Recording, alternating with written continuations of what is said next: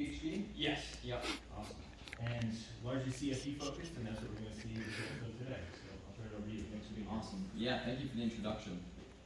So my work primarily focuses on low-density polyethylene, or LDPE. It's a pretty common plastic, often used in bottles, thin films, food packaging, plastic bags, things like that. And because of that, it's a fairly lucrative market. So manufacturers are constantly looking for ways to reduce costs, reduce waste, and increase production efficiency. It's often difficult to do these in experiment because the manufacturers have to stop the production of otherwise good product. And they can often be dangerous because of the highly auto-accelerating nature of these kinds of kinetic systems.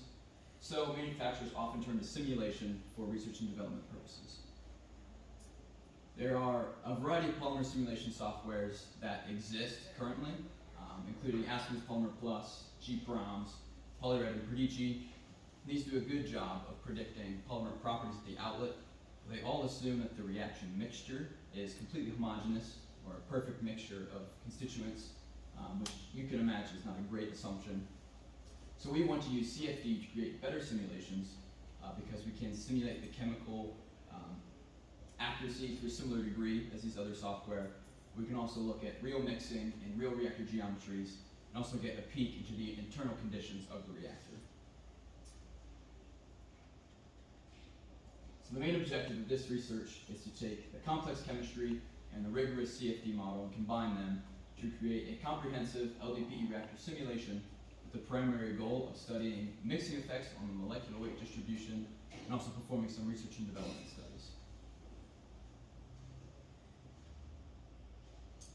So as those who have implemented chemistry in CFD know, it's often very difficult, not only for stability reasons, but also just the computational cost associated with chemistry, as you need a transport equation and chemical source term for every species in the mixture.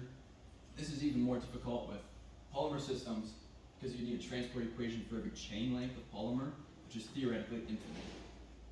Fortunately, there's a technique called the method of moments that can kind of circumvent this issue, where we instead sum the concentration of polymer chain lengths across all chain lengths to different degrees to create these moments, and have transport equations for just those instead of all the chain lengths.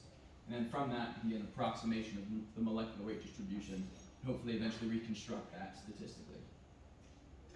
Because of the many complexities of this system, we've developed a 4-step plan to verify this implementation, where we initially start with a very simple CFD model called a continuous third tank reactor. We have a very simple chemistry scheme at a particular operating conditions, and compare those results to one of the other simulations mentioned before, Aspen. In step 2, we continue with the simple CFD model and move to the complex chemistry scheme. And in step 3, continue with the exact same model but at a different operating condition.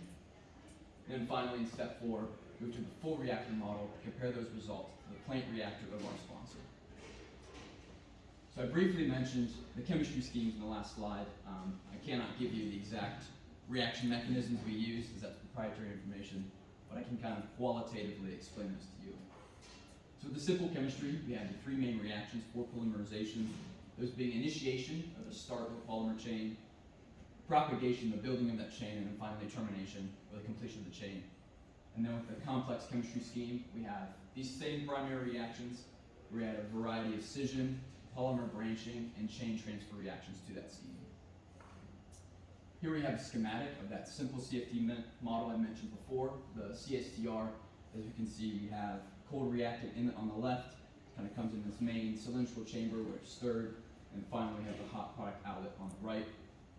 What's not shown here is the mesh of this model. That's primarily coarse tetrahedrals, and that's because we wanted to have as homogeneously mixed reaction mixtures we could, so we wanted highly diffusive elements in order to achieve that. We had a very high stirring rate for the same reason. And here's also a schematic of the plant scale reactor model. Again, I can't show you images of that specifically for proprietary reasons. We have a very similar kind of scheme to the simple model. The flows entering on the left, leaving on the right. You have a centralized stirrer shaft that mixes all the components. And the main difference between this model and the others, aside from the size, is that there are a variety of zones, each with their own PID controller and catalyst injectors. So this brings us to our initial results. And even with the very simple system, simple chemistry, simple CFD model, we found it very difficult to obtain results. This is exemplified in the plot shown here, where the exact same model, where it only differed by an initial temperature difference of 1/100th of a Kelvin, showed completely different responses, where one led to thermal runaway, where the temperature just increased without bound, and the other didn't react at all and just decreased to the inlet temperature of the reactants. And this is because the chemical numerical instabilities, and we found that PID control was necessary in order to obtain a steady state result at all. So briefly, I'll go into how this was implemented in the CFD. Here we see just kind of a mesh of the thermocouple used in the reactors, and the thermocouple error was the temperature difference across this thermocouple with a specified set point. And how that influences the plant reactor in our CFD model is a bit different. The plant reactor, the control action, is to change the catalyst feed rates based on that temperature difference. However, in our CFD model, the control action is to change the termination reaction's pre-exponential factor. And there's primarily two reasons for this. First of all, these kind of chemical constants vary widely across literature. So it's reasonable if our values are slightly different from the target values from our sponsor. And also, this change is updated instantaneously throughout the reactor, so it doesn't have to wait on the catalyst feed rates, for instance, to propagate through the reactor, so we can get convergence of these results much faster. We eventually plan to change this to match the plant reactor, but just for the validation purposes, this helps speed up that process a bit. So briefly, I'll take a detour to talk about fuzzy logic PID control. That's something we have implemented into this system to, again, achieve results faster. So to do this, I'll briefly use an illustration of a hot mug. So with PID control, all that could really tell you is the mug hot or not? Essentially, is it above or below a certain set point? Where fuzzy logic could tell you how hot the mug is. Essentially, is it piping hot? Is it warm? Is it room temperature frozen? And so on. And that allows for a little more control and hopefully a faster response. So I'll briefly go through the fuzzy logic process. So we start with the crisp input, which is the measured variable from the system. In this case would be the error from the thermocouple.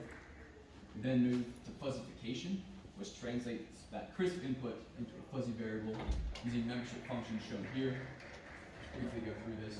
You see the three different categories here. The blue is very hot, green hot, and red warm.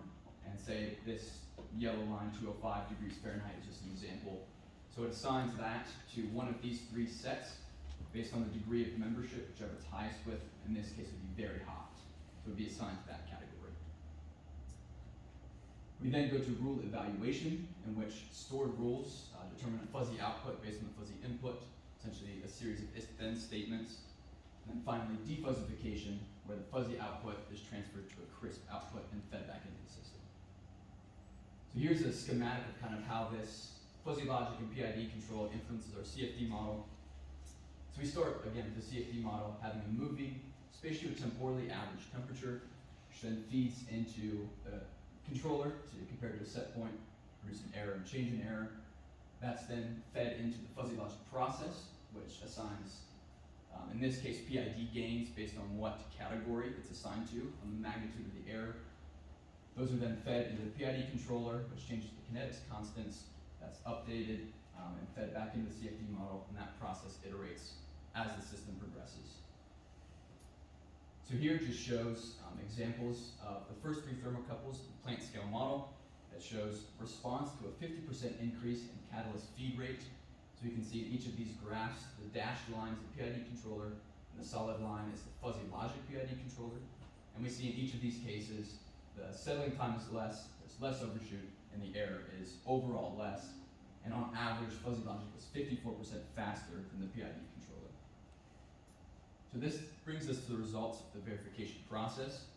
The results being shown here are average percent differences across all the variables of interest, including temperature, species concentrations, and molecular weight distribution properties. So in step one, we had less than 0.1% difference across all of those on average. Step two, about 0.5%, and in step three, similarly, about 0.5%. We are currently still working on step four, that's in progress, but based on the results so far, it is very promising. So this brings us to what we've learned. In step one, we were able to develop a functional CSTR model when used with PID control.